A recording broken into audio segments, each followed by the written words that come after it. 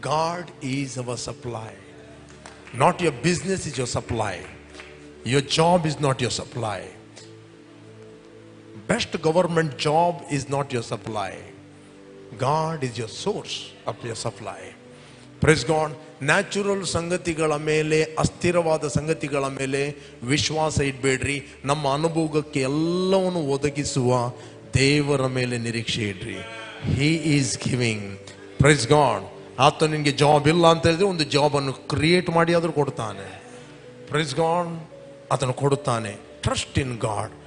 ದೇವರ ಮೇಲೆ ನಂಬಿಕೆ ಇಡುವುದಂತ ಹೇಳಿದ್ರೆ, ಕಾಣದ ಲೋಕದಲ್ಲಿರುವ ದೇವರೊಟ್ಟಿಗೆ ಕಮ್ಯುನಿಕೇಟ್ ಮಾಡುವುದಂದ್ರೆ ಓನ್ಲಿ ಥ್ರೂ ದ ವರ್ಡ್.